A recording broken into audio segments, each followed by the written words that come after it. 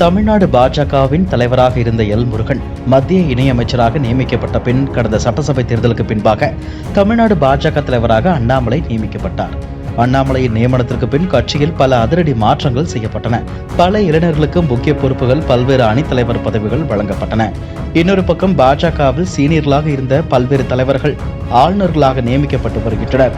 முக்கியமாக எல் முருகனுக்கு முன்பாக தமிழ்நாடு பாஜக தலைவராக இருந்தவர் தமிழிசை சவுந்தரராஜன். லோக்சபா தேர்தலில் போட்டியிட்ட தமிழிசை தூத்துக்குடியில் தோல்வியடைந்த பின் 2019 தெலுங்கானா ஆளுநராக நியமனம் செய்யப்பட்டார்.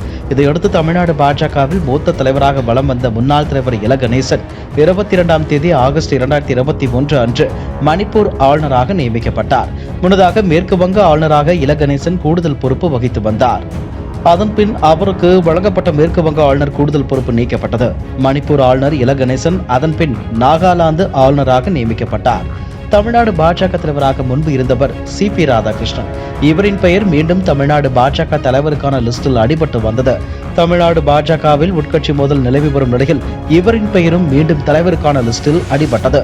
கடந்த 2 மாதங்களாக தமிழ்நாடு பாஜகவில் பிரச்சனைகள் நிலவி வருகின்றன. திருச்சி சூர்யா டெய்சி விவகாரம், காயத்ரி ரகுராம் விவகாரம், அலிஷா விவகாரம் என்று பல்வேறு விவகாரங்கள் சர்ச்சையாக்கின.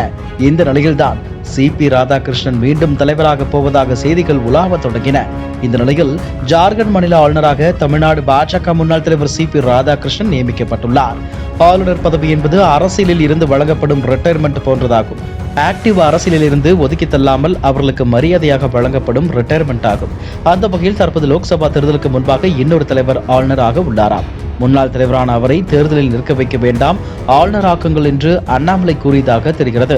இந்த பரிந்துரையை ஏற்றுக்கொண்டு அந்த மூத்த தலைவரை ஓரம் கட்டிவிட்டு இளம் தலைவர் ஒருவரை எம்பியாக்கும் எண்ணம் டெல்லிக்கு வந்துள்ளதா? முன்னாள் தலைவர்களால் தமிழ்நாட்டில் பாஜகவை 5% வாக்குகளுக்கு மேல் கொண்டு செல்ல முடியாத நிலையில்தான் தற்போது மூத்தவர்கள் மொத்தமாக ஓரம் கட்டப்பட்டு இளையவர்கள் உள்ளே கொண்டு வரப்பட்டுள்ளனர்.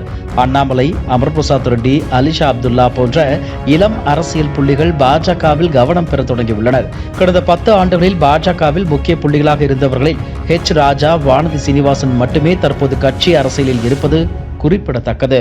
இதுபோன்ற செய்திகளை மேலும் தெரிந்து கொள்ள எங்களது யூடியூப், ஃபேஸ்புக் மற்றும் ட்விட்டர் ஆப்களை சப்ஸ்கிரைப் செய்யவும்.